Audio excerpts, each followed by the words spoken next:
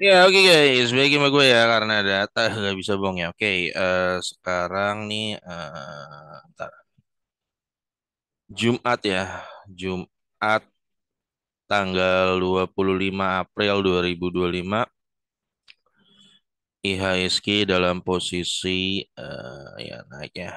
Oke, 6.000. Oke, ya. Ya hari ini gue mau bahas tiga dividen BNI yang cair dan juga UNTR yang udah fix ketok dividen hari ini. Dan juga laporan keuangan BBCA ya Q1 2025 ya. Kita lihat arah ekonomi Indonesia itu gimana. eh Ya itu semua. Oke, yang pertama ini gue akan bahas ya dividen BNI yang cair, selamat ya buat lu. Dan ada yang belum cair juga itu, kalau nggak nanti malam itu Senin, John. Bahkan bisa Senin malam ya. Kayak kemarin BRI juga bahkan ada yang 2 hari baru cair ya. Jadi ya kenapa begitu, itu retailnya makin banyak. Jadi dia pasti ngirim-ngirimnya itu lama karena banyak. Jadi nggak usah takut. Kalau yang sekarang lu belum dapat, belum terima gitu ya. Sekitar 60% udah terima, 30% belum. 65% udah terima dividen BNI hari ini dan 30% tuh belum ya. Jadi tenang aja seperti itu. Nah, gue ingetin ya John, investasi itu kalau lu baca orang-orang yang top ya, yang investor terkenal semua quote-nya, investasi itu bukan ajang balapan ya John. Bukan ajang balapan siapa yang paling hebat itu bukan. Investasi itu di mana lo pertama menjaga margin of safety lo, ya seperti Warren Buffett bilang, rule number one never lose your money, and rule number two back to rule number one. Peraturan pertama, jangan pernah kehilangan duit, dan peraturan kedua, balik ingat selalu aturan nomor satu, jadi jangan pernah kehilangan duit. Ya, ini yang top-top yang ngomong selalu begitu.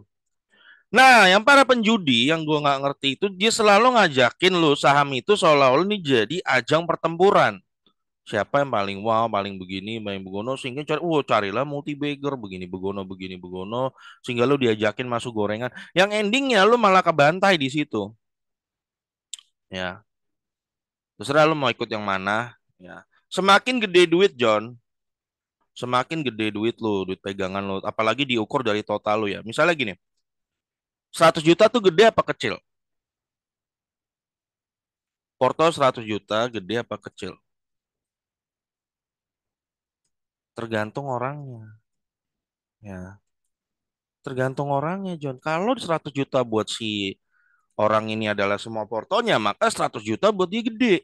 Tapi kalau 100 juta buat dia yang total portonya 1 miliar, ya lumayan, nggak gede banget, tapi ya masih terasa. Kalau yang taruh punya 10 miliar, portonya 100 juta itu kecil.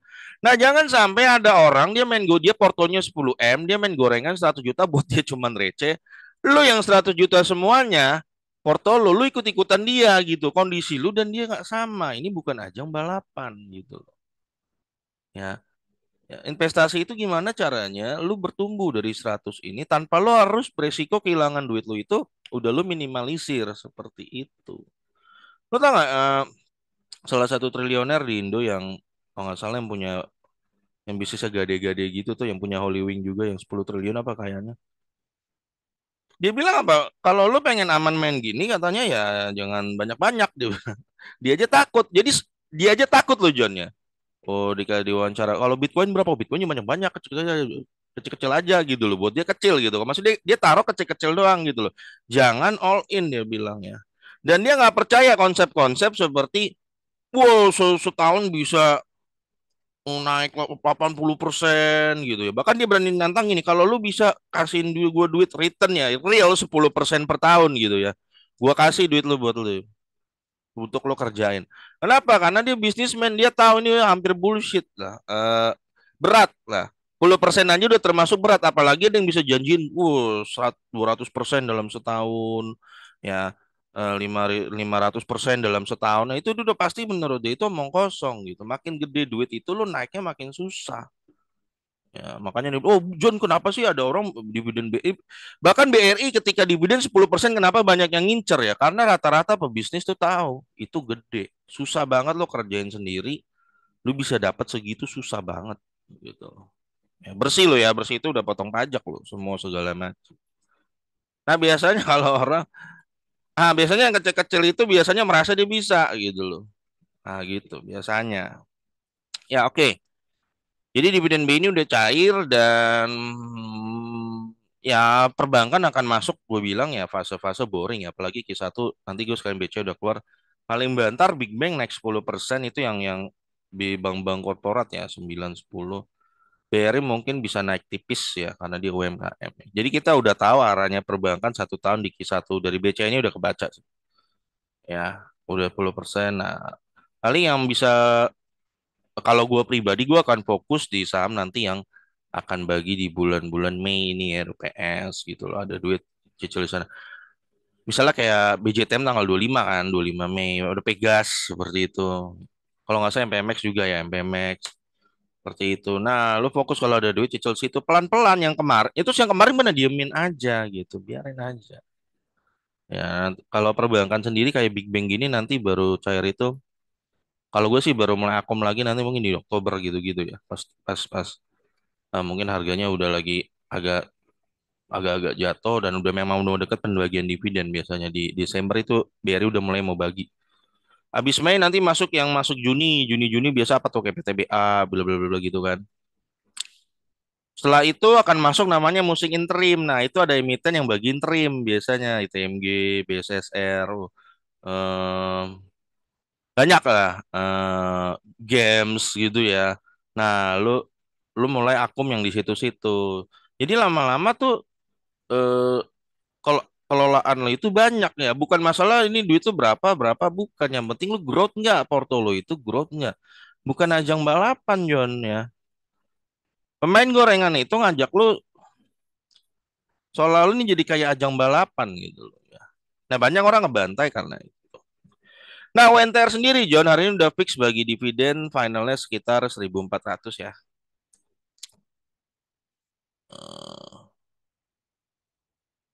Eh, 2.100 total ya kan dia udah dibagi interim 600 ya pokoknya 1.400-an ya, ya ini 1.484 ya totalnya kan 2.151 ya maka finalnya kan gue kalau nggak salah gue udah pernah ingetin kan ya bahwa UNTR ya memang kas Astra itu 40% total ya.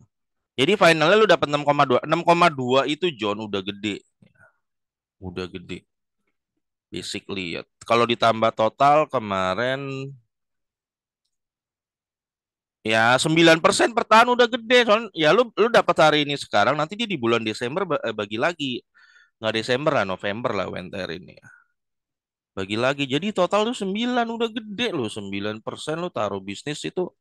Pokoknya lu yang pernah buka bisnis ya pernah buka usaha lu tau lah itu gede. Yang bilang itu kecil dia pasti nggak pernah. Udah gitu aja. Yang bilang itu kecil dia nggak pernah. Seperti yang gue ingetin ulang-ulang Joni ya, banyak orang katanya bisa bolak-balik teknik jebret jebret keluar masuk jebret jebret, tapi nanti lihat aja lu hitung 5 tahun bener nggak dia ngalahin portonya itu ngalahin IHSG itu bener nggak? Berdasarkan data enggak, ya. Lu nggak usah mau tahu, lu cek aja banyak reksadana tewas lawan IHSG. Kurang apa mereka ngelola dana ratusan M, puluhan ratusan M. Kurang apa? Ayo. Apa yang membuat orang-orang itu lu yakin mereka bisa ngalahin IHSG? Apa yang membuat lu beda? Apa yang membuat ya lu beda sama mereka padahal dana kelolaan mereka lebih gede seperti itu. Ya makanya kemarin ada kasus influencer kan yang apa ngilangin dana dapat 70 miliar apa 100 miliar gue lupa lah. Karena dia memakai teknik gorengan di duit yang lebih gede, dia ngumpulin duit. Dia berpikir bahwa teknik gorengan itu bisa ngepek di dana kelolaan yang gede. Dia nggak siap dan ternyata terbantai di situ. Ya, beda mindsetnya beda. Apalagi duit makin gede itu beda. Ngerangkaknya itu susah gitu loh. Ya, ngerangkaknya itu susah. Oke, 1.400 ya tadi, 1.400-an, maka kalau dia total 21.000 harga wajarnya 21.000 sampai 49 wajarnya segini. Nah, ONTR ini jangan gini, John. Gue perhatikan masih banyak orang ngomongnya gini. Lebih baik ITM kan nih, lebih gede. Bukan gitu, John. Investasi itu gimana lu nerapin margin of safety, John. Bukan masalah lebih gede mana. Gini loh, ONTR itu kan dia bisnisnya lebih diverse ya. Ada konstruk apa konstruksi alat berat, kontraktor ya, alat berat, ada emas, ada batu bara. Nah, emas lagi naik, jadi cenderung labanya dia, John, karena diversifikasi ada 4 atau 5 ya bisnisnya. Dia tuh income-nya lebih stabil daripada batu yang emiten yang cuman batu bara full kayak ITMG. Jadi nggak salah misalnya lu punya 100 juta gitu kan. 50 juta di ITMG, 50 juta di ginian itu nggak salah gitu. Ya, nggak salah gitu loh. Ya. Jadi jangan selalu apa ya namanya lu bisa jadikan gurita gitu. Saham itu jadi seperti gurita yang nanti akan menghidupi lo seperti itu di mungkin 5 10 tahun mendatang lo akan menuai ya. Slot-slot yang lu kumpulkan perusahaan lu jadi banyak, lu jadi gurita bisnis di situ buat lo. Enaknya John dividen itu lu gak perlu urus bener-bener ya. Pajak lu kagak urusin, gaji karyawan lo gak perlu puyeng bayar ya nggak.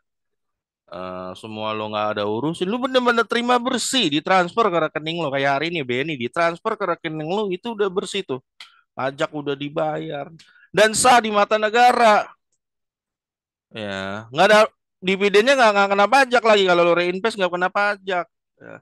Lu nggak perlu takut umpet-umpetan sama petugas pajak kan, kita kelar gitu, tinggal lapor aja, kelar ini sah gitu, seperti itu ya. Nah kayak gitu ya Jan ya, jadi UNTR seperti itu. Bisnisnya lebih stabil dan emas karena lagi naik kemungkinan harusnya Q1 nanti atau Q2 nanti 2025 pasti ada peningkatan laba ya. Dia lebih stabil. Ya, udah gede Jun. Ini di harga udah pasti jatuh banget ya. Lu bisa dapat 9% total ya. Setahun itu untuk bisnis kayak begini ini udah gede banget. Udah gede banget. Oke.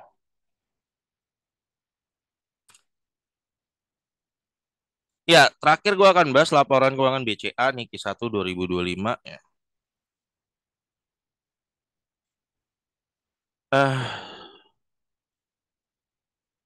kita lihat BCA. Ya, BCA bisa jadi gambaran untuk kondisi perbankan kita ya. Secara keseluruhan bisa juga jadi patok ukur ke BRI, Mandiri, dan BNI gitu ya. Udah bisa jadi patokan ukur. Ya, uh, uh, uh, uh.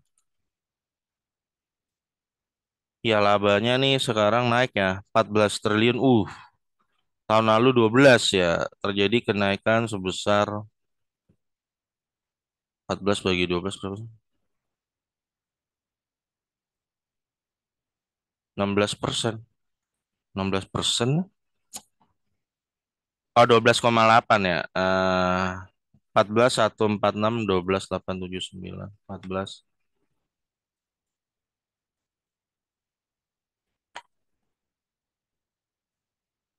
14 186 dibagi 12 879 10% ya, 10%. Iya, terjadi kenaikan sebesar 10%. Oke, ini John ya untuk dari situasi ekonomi kita John ya. Yang cuman ya ini dulu pernah terjadi di Amerika ya, di Amerika bahkan sampai sekarang di Amerika itu kelas menengah itu bakal hilang dengan gaya model pajak begini ya. Dulu kan 1980 kelas Amerika menengahnya banyak. Sekarang hilang gara-gara banyak barang dipajakin sehingga menengah itu pada mati gitu kan. Sehingga yang terjadi adalah antara lu kaya banget atau lu miskin banget seperti itu ya. Sekarang katanya ada pajak mau minuman manis nih. Ini lagi ya ini mau dicukain nih ya. Ya. Nah, ini mana tadi berita baru ya Pak. Kemarin gue baru baca beritanya baru ya pada diprotes. Nah, ini gue sih nggak tahu ya Pak, nanti pertumbuhan ekonomi kita nih keluar berapa Q1 tapi IMF udah prediksi 4,7 dan BI juga udah skeptis jadi kayaknya mereka udah lihat di dalamnya. Nah, itulah gue bilang ya John ya. Sekte pajak ini kalau berkuasa di Indo itu ya di Konoha ini dikuasai oleh sekte yang percaya tax rate dan tax ratio akan meningkatkan pertumbuhan ekonomi ya inilah itu orang-orang itu sedang menghancurkan negara Konoha ini secara sistemik pelan-pelan. Ya. Ini cukai minuman manis aja dia eh mau dipajakin gitu. Dengan alasan nanti kan obesitas ya seperti sama dulu. Dulu wah rokok kayak gitu-gitu ya. Akhirnya orang tuh tidak bisa beli produk lu kan. Nah, lu mahal. Ketika tidak bisa beli, jualan lo perusahaan turun, jebret, perusahaan turun. Ya, setelah perusahaan turun, dia pecat karyawan. Setelah pecat karyawan nanti penerimaan pajak negara turun nggak? Otomatis turun. Nanti orang akan beli produk makanan yang ilegal. Makin makin rugi nggak dia? Makin rugi. Selalu diulang nggak polanya selalu sama. Ya itu terjadi karena kita nggak pernah mau ngekick orang-orang yang punya paham sesat begini. 10 tahun inilah. Gua hidup di zaman Hokage 2, Hokage 3, 4, 5 ya. Cuman Hokage pertama gua nggak pernah hidup ya. Gue berani bilang konsep gini baru mulai ada itu 10 tahun belakangan semenjak Hokage 7. Itu idenya dari Hokage 7. Karena waktu dia baru jadi presiden di 2014 ya, jadi Hokage dia langsung cabut tuh rasio subsidi yang tadinya PSBY 25%, dia langsung cabut tinggal 9%. Makanya dia cukai rokok dinaikin. Nah, ini juga diincar. Ini warisan sebenarnya. Jadi Hokage 2, 3, 4, 5, 6 nggak pernah melakukan itu, John. Nggak pernah, John. 2, 3, 4, 5, 6 nggak pernah melakukan itu. Baru mulai di 7. Nah, yang sangat disayangkan yang ke-8 ini kenapa kopi yang ke-7. Nah, itu. Ya. Nanti lihat ya kalau memang nanti tembus 4,7 itu mungkin nanti gua akan bikin videonya. Jadi arahnya John karena ekonomi seperti ini yang menengah itu bakal ke bawah itu cenderung lihat yang bertumbuh itu masih di menengah atas ya terjadi di Amerika seperti begitu ya. Jadi perbankan mungkin untuk tahun ini lebih enak loh kalau cicil yang arahnya korporat ke atas ya. BCA, Bank Mandiri, BNI. BRI gue tetap diemin aja seperti itu ya. Tetap ya mungkin labanya nggak bakal naik seagresif mereka. Ya, tapi tetap feeling gue sih masih ada kenaikan. Oke, 14 maka EPS-nya 115 ya kali 4 berarti nanti potensi tembus 460 ya harga BCA di Desember 2025 udah bisa kepredik 460 kalau dia bagi dividen 70% aja ya kemarin hampir 70% ya 460 maka tahun 2025 2026 total lo akan terima dividen sebesar 322 di BCA ya 322 dibagi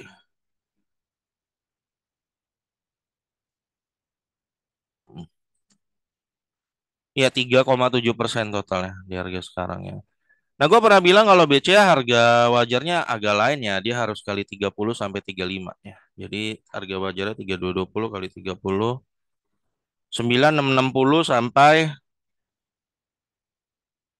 11.270 ya. Jadi itu harga 96220 lah. 11.000. Ah, segini ya. 920 sampai 11 ribuan gitu ya. Tapi kalau dari kali 10 dan 20 ya sebenarnya kan cuma segini kan 3.600. Jadi tadi 366 ya. 7.320.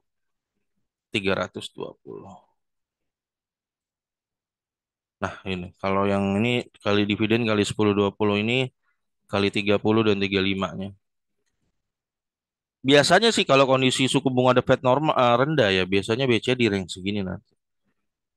Kalau kinerja sekarang, nah seperti itu. Jadi harapan sih kalau kayaknya BNI dan Mandiri bakal naiknya mirip segede BCA. BRI yang kita harap semoga BRI minimal ya 2-3% naik, oke lah. Kita nggak bisa maksa bahwa ini benar pure kebijakan pemerintah nggak bisa. Itu sampai ya gue nggak ngerti gitu. Ya, itu aja lah. Nah gitu aja Jonya. Males gue kalau ngomongin ada orang yang kalau dia mau kita udah dilihat nih pertumbuhan ekonomi dia jatuh gitu loh. Jatuh nggak mau sadar gitu loh. Ya udah biarin aja. Ya capek. Oke guys sampai lagi video gue berikutnya karena data nggak bisa